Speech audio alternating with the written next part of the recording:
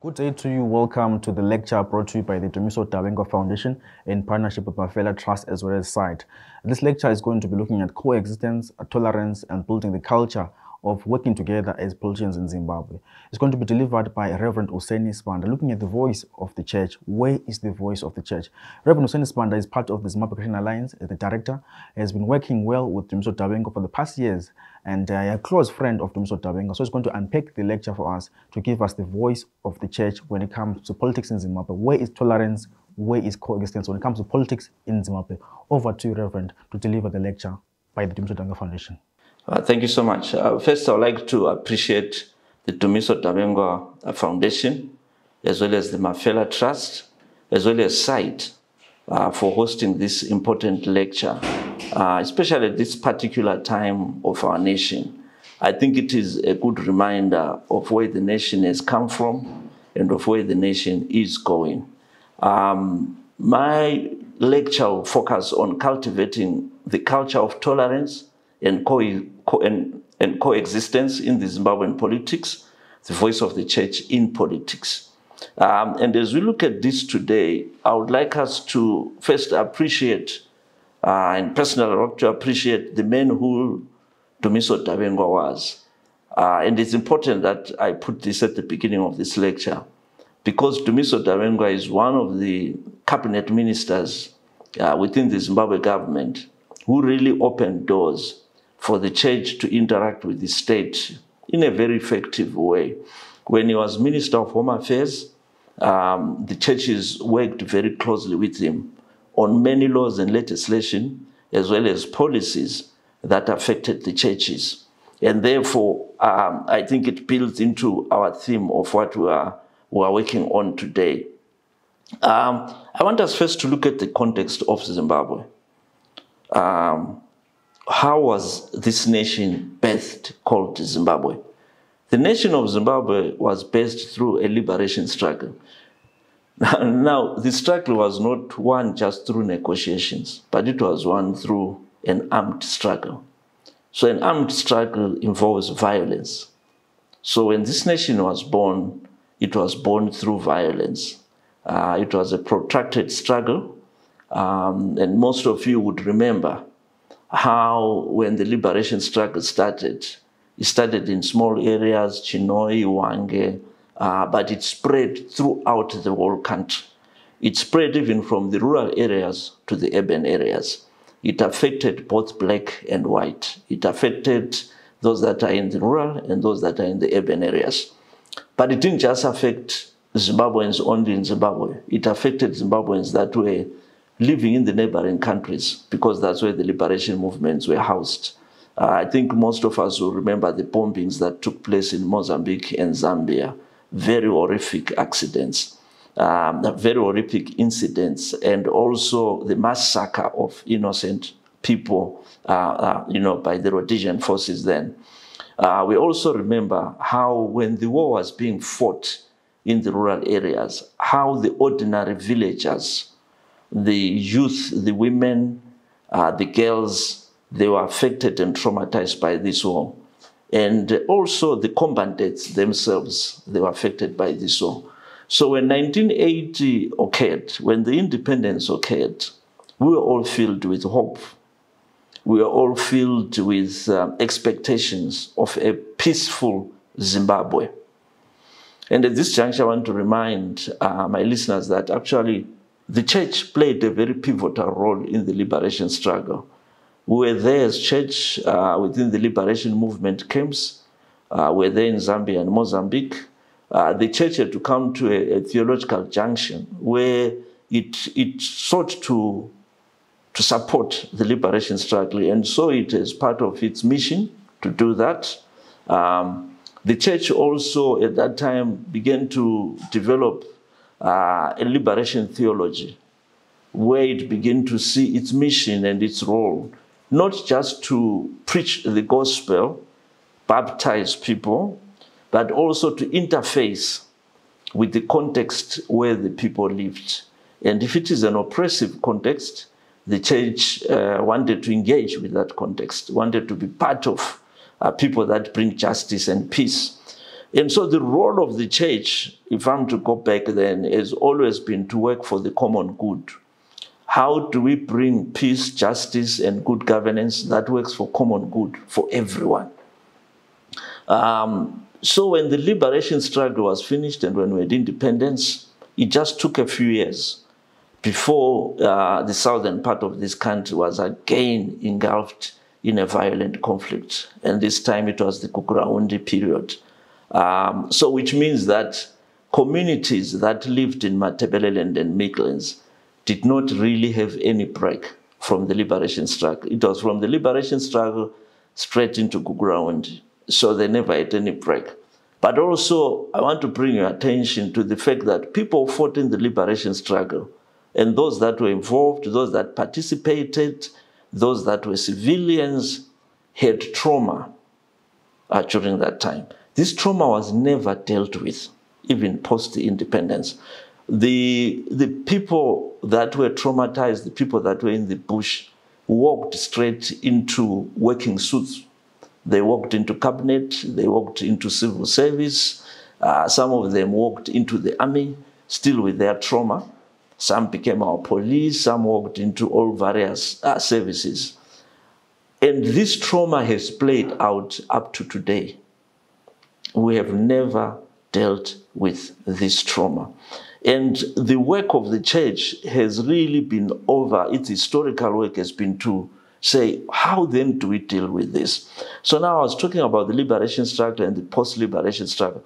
I think one of the big questions which has been asked is, what is the role of the church then in a context where there is conflict, in a context where people feel dehumanized, in a context where the nation is still in its birth pangs? What is the role of the church? I want us to look at two, I will call them models, two models and two separate incidents where the church played its role, but that could give us an idea of what role can the church play in terms of bringing peaceful coexistence and what could be its role in the politics of this nation. When we look at politics, for us as churches, we look at politics not as a struggle for power, but we look at politics as how are goods delivered to communities? How are national resources shared among the communities? Is there justice? Is there fairness? How do our communities live in shalom? By shalom, I mean, how do they live in peace and prosperity? I think this is the desire of all Zimbabweans. So if we look at the Kukuraundi period, there were two roles that the church played during that time. One role is what I'll call the prophetic voice of the church. So this is the voice that speaks truth to power. We saw that role being played by the Catholic bishops, especially Bishop Cullen from Matabeleland, the late Bishop Cullen from Matabeleland. He spoke truth to power. He confronted the then Prime Minister Mugabe about the atrocities that were happening through the Kukuraundi. He confronted him with facts about the deaths that were being reported by the mission hospitals that were receiving people who were injured and people who had died. And so he gave him facts and confronted and spoke truth to power.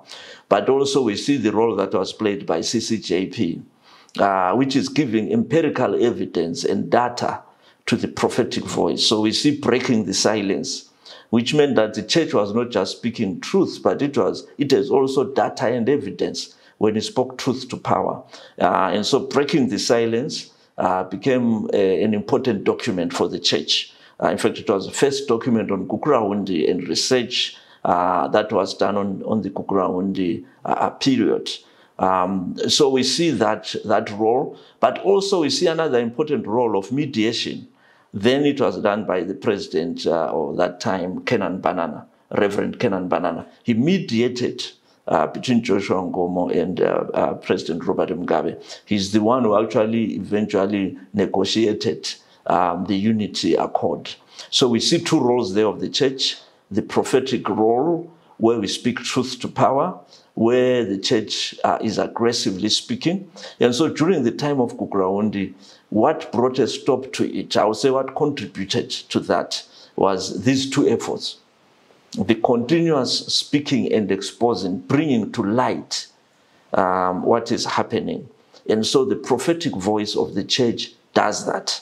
But also we see the peace-building aspect, the mediation part through Reverend Kenan Banana. So that means one aspect of the church needs to continuously be building bridges, needs to be ensure that it is building bridges, it is ensuring that communication is held, people are being talked to, and people are being brought to the table to negotiate. This has happened across, it's not just in Zimbabwe, even across Africa, across globally, we see the church playing those dual roles. And so in Zimbabwe, it was the same, and it's very, very important. If we're looking at the story of Zimbabwe, when we get to after the Unit Accord, the nation had some peace for a few years, and then we went into the 1990s, where IMF and structural adjustment programs, in fact, brought so many demonstrations, brought the labor movement into life, and also the suffering that people had at that time led to the birth of a new political party, an opposition, the MDC then. And that then brought a new phase or wave of violence. And this was against the opposition members. According to the Zimbabwe Human Rights Forum, the estimates are hundreds and thousands of people died during that time. And we remember the constitutional movement when people were demonstrating for a new constitution. And at that time, the war veterans were also on the rise. They started doing the land invasions. So there was a lot of violence that was unleashed. And what was the role then of the church then? If you look at the period leading to 2005, that's when we saw the birth of institutions, organizations like the Zimbabwe Christian Alliance, of which I'm part of. And the main aim of these institutions and formations then was to provide a prophetic voice, speaking truth to power. So they were more like social movement. They were less cumbersome in terms of being institutionalized. So they could rapidly respond, whether it was Operation Mrambatsvina, they would be able to issue statements, they would rapidly respond. Whilst the more organized and formalized mother bodies, Zimbabwe heads of Christian denominations, it would take longer for them to put together all the leadership and issue a statement. So as a result, we saw the emergence of institutions like Zimbabwe Christian Alliance, churches in Bulawayo, churches in Manicaland, Zimbabwe National Pastors Forum, the ecumenical church services. We saw all these formations that were more like social movements, faith-based social movement, but speaking truth to power. And it led to a lot of confrontations between these movements and government. But at the same time, we also saw the formalized church structures beginning to start a process that was called the Zimbabwe We Want. And this Zimbabwe We Want was an envisioning process where they were saying, what kind of Zimbabwe do we want? How do we want to live together and coexist as Zimbabweans? So there were these two forces from the churches that appeared to be contradictory, but they were really achieving the same aim. So through these other social movements, we saw the formation of the Save Zimbabwe campaign, which was more of a prophetic voice, but also prophetic action, where the church was doing a lot of advocacy work around the demand for a new constitution, the demand for free and fair elections. We remember the Save Zimbabwe campaign that led to, March 11, 2007, where we remember that there were mass beatings of civil society and religious leaders, and this led SADC to actually demand that there must be intervention on Zimbabwe, that there must be talks and mediation on Zimbabwe. And then we saw also Zimbabwe heads of Christian denominations coming in to help with the mediation process. But at the same time, there was this process of asking Zimbabweans what kind of a Zimbabwe we want. That process led to people to begin to think about, how do we coexist together? How do you live together with different political opinions from different ethnic groups? So the church ignited those two processes. And they led eventually to a global political agreement here in Zimbabwe. It was the result of the action of the church. It contributed, I think, significantly. Yes, there were other players and other factors, but the church did contribute in a massive way. So we see again the emergence of those two models, the prophetic voice and role of the church, advocacy work of the church, which was done by CCJP and Bishop Cullen. But we also see now the emergence of these new groupings, new faith-based groupings that were more like social movement. They were religious political formations that actually gave rise to Save Zimbabwe campaign. We also see the mediatory role of the church through the Zimbabwe We Want process, where the churches were doing research work, where they were asking Zimbabweans, how do you want to coexist? All these processes gave birth in 2013 to a new constitution. So the church worked towards a new constitution. Now, within the new constitution, which is really the social contract between the state and the people, the major issue for the churches was on peace and reconciliation processes. So if you look at the 2013 constitution, the preamble talks about unity, coexistence, respect for all cultures. Our constitution is one which promotes 16 languages. All the languages in Zimbabwe are promoted as official languages. Our constitution promotes the use of local languages, promotes the respect of cultures, of different religious beliefs. It's there in the constitution. And of different political beliefs and affiliations. It's there in the constitution. It's allowed, it's a constitutional issue. So Zimbabweans in 2013 gave birth to that social contract, to that constitution, which the constitution, it's a peace-building tool again in the hands of Zimbabweans, but it's a reconciliatory tool and instrument as well. But also we saw the formation of Chapter 12 institutions, and one of the most important ones that Zimbabweans wanted was the National Peace and Reconciliation Commission. And the church was there to make sure that it is in the constitution.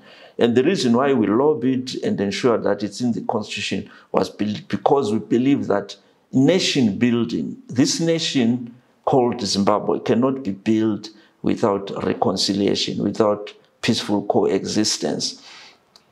And so the church's work is to constantly remind the nation that we need to look backwards into our history in order for us to move forward. So we don't want to be trapped in the history of our nation. We don't want to be prisoners of our history, but we want the history to liberate us. We want the history to teach us lessons. We want the history to write a new chapter for us, where as Zimbabweans will say, this will never happen again because we have learned from our history. And so history becomes our teacher and not history becomes our prisoner. So the work of the church has been to be the conscience of the nation, to bring the nation to this level where we are saying, because every human being is created in the image of God. Every human being, whether they are female or male, they are Ndebele or Shona, white or black, or whatever tribe and ethnic group it is, all of these people are created in the image of God. So therefore, they are born with inherent rights. They are born with that image of God inside them. So they have the ability to think differently. They have the ability to behave differently. They have the ability to choose differently. So they cannot be killed for choosing differently, or they cannot be killed for speaking a different language. They cannot be killed for having a different color skin.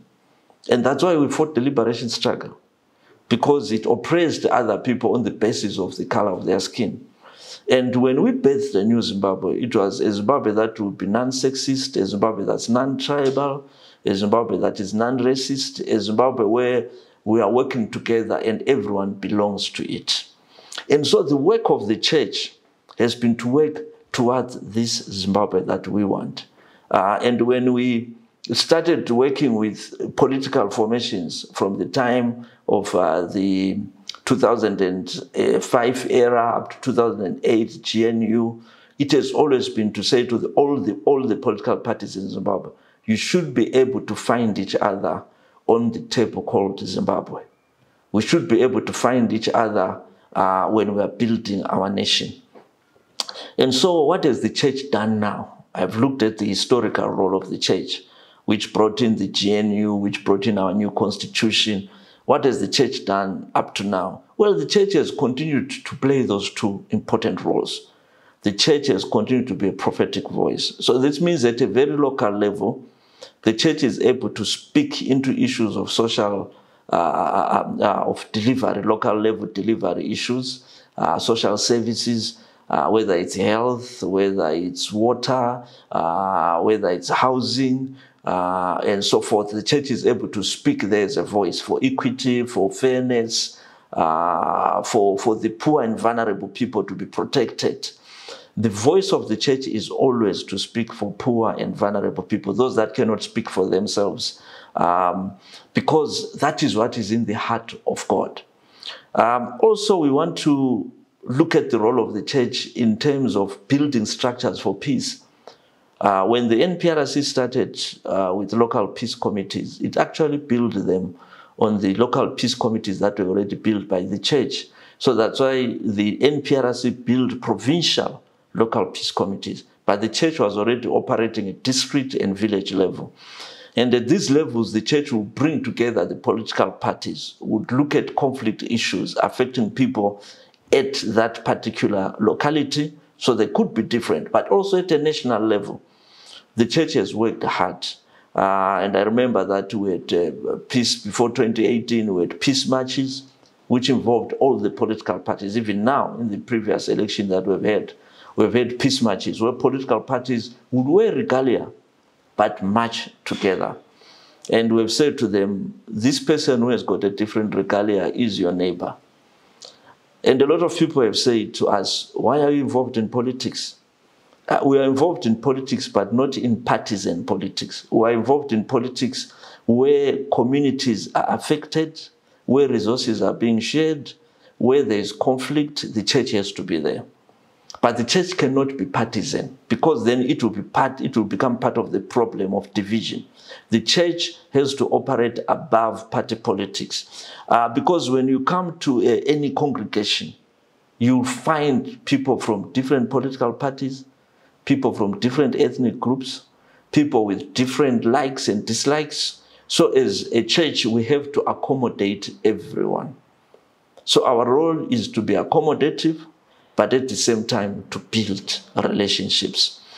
So the other role of the church that most people have seen, especially in the media, has been when the church issues pastoral letters. And these letters have been to speak truth to power. You remember the Catholic Church wrote a letter, the march has not ended.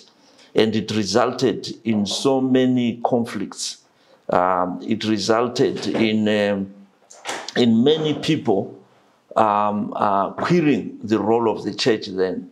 Many people wondering if the church is becoming partisan. But what I liked is the entire Zimbabwe, the Zimbabwe heads of Christian denominations then wrote in support of the Catholic Church to say, no, this is our role as church. There are people who want to limit the church to the pulpit. But when it comes to political rallies, and when it comes to where they need numbers, they want to come to the church. But when it comes to the church speaking into how we can create peace, why we should stop violence, why we should work and coexist together, politicians usually don't like that. They feel that the church is now interfering. But our role remains the same. It's our missiological role. It's the mission of the church.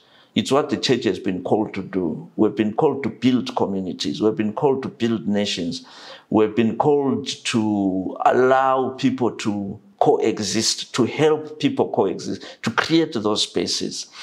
I always like it, that every time when we have our meetings as churches, even politicians who have been fighting each other out there, when they come to the church, to our pews, they can sit next to each other, they can laugh, they can have tea. And that is what we want to see. We want to see a Zimbabwe where people can have different opinions, where people can have different political persuasions, where people can have different religious even thoughts, where people can have different ways of doing things. But at the end of the day, this whole people, this whole behavior, this whole beliefs and opinions and everything else becomes what we call Zimbabwe, becomes our rainbow nation. We bring together everyone into one nation. And that's how we build this nation, and that's how we build it. We still, as a church, part of our helping people to coexist is to deal with the trauma that this nation has suffered. It's still a big task that the church has to deal with. We have to look at the trauma. Everyone, from the top of our leadership to the ordinary Zimbabweans, who have all been traumatized. We are afraid of each other. We don't trust each other. We fear each other. We other people. We see them as others. We don't want them to belong. And so the role of the church is to say, how then do we build communities where everyone belongs? How do we build communities where everyone will feel that I am part of Zimbabwe? Matabeleland in the Migles province, if you talk to the people up to now, they don't feel part of Zimbabwe. They feel that since Kugraundi, they've never been developed. It's not just that they feel, but if you look at the roads, you look at the health structure, you look at the schools, they are not developed as in other parts of this country. If you count even the numbers, if you are saying how many schools, how many hospitals per area, and you compare to other parts of this country, you see a vast difference. And when people look at this, they see it as a continuation of the previous conflicts. And so part of the work that the churches have to do is to continue to speak to the state. I remember one of the key issues we got into the constitution was devolution. The idea and concept of devolution is a peace-building concept. It's a concept where we're saying, let each Zimbabwean be able to feel that they belong, because they can speak into governance issues at a very local level, because they can be allowed to contribute and say, what kind of a budget do I need for my region, for my province? And so the issue of devolution remains one of the key peace-building and reconciliatory tools that we have. And also, we have to think about our elections. Every time Zimbabweans have elections, there is violence, there is fighting, there is further division. Elections are no longer a way of uniting the nation, but they bring further division. So we have to look at them. At one point, the churches had said, let's take a sabbatical from the elections. But I think it was an expression of frustrations and trying to say, how do we solve this? But we believe, and I believe, that once we can look at the Constitution and say our Constitution allows different thoughts, allows different political affiliations, then the other person who belongs to another party is not an enemy to me, but rather is another Zimbabwean just thinking differently from me. We have to look at the issue of use of language. The use of language in each region must be promoted. We must see in government schools, in government offices, the use of language for those particular areas and regions. And I'm glad we are beginning to see that emerging. And also there's been a proposal to teach both Ndebele and Shona in the teacher training colleges, so that even our teachers know both languages, which are the two major languages. I think it becomes very important, because that way they can interface and interact with communities in their own language. And I believe that should be the same for civil servants. Every civil servant should be taught both languages, so that if they're in a particular region, people want to take their ideas or people want a service from a government facility, you are able to communicate with people who can't speak English in their own language. And so if someone is deployed in Binga, they must learn Tonga. If you are deployed in Beitbridge, you must learn Venda. That way, we are creating a nation. We are building this nation again. We are destroying the walls of separation. And we believe as a church that our message is a message of hope. And as I conclude, I want to say that the politics of the church is a politics of hope. So as we build peace in our communities, we're building hope.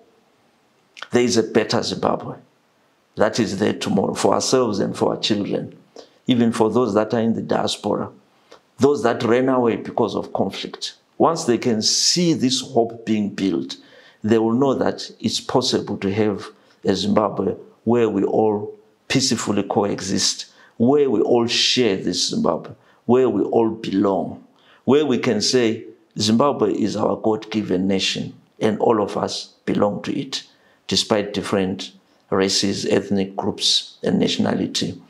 I want to conclude by what Dr. Tumiso Dabengwa has always believed in. Tumiso Dabengwa has fought the liberation struggle as a nationalist, fighting for a one Zimbabwe, fighting for a Zimbabwe that can be united.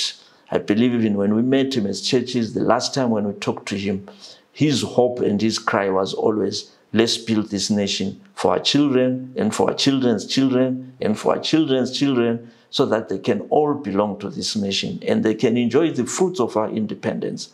And we believe this is very possible. God bless you. Right, if you have any comments to the topic of cultivating the culture of tolerance, coexistence in politics, please do drop your comments there under the comment section, and do share this lecture far and wide for people to watch, and also to engage us in terms of future engagements on which lecture should deliver, and any topics that you want us to touch on. Please do engage us on our inbox for the foundation as well as from site. That brings us to the end of the lecture there delivered by Reverend Useni Sibanda. Quite touching lecture there, touching on the issue of tolerance, coexistence, and how we can work together as Zimbabweans regardless of political affiliation. Reverend Sibanda has worked well with Dr. Dabengwa in the past, and also expressed his concern in terms of politicians and political parties working together in terms of achieving peace. He spoke well about the voice of the church and what needs to be done and what has been done by the church in times of Kukuraundi, Murambatsuna. Even now, before elections, they've done peace marches to encourage where people should live together in harmony and in peace. Hope you guys enjoyed the show. Please do follow site on all pages: Twitter, Facebook, YouTube, as well as Instagram. From myself, Brighton Ngobe, hope you enjoy the lecture.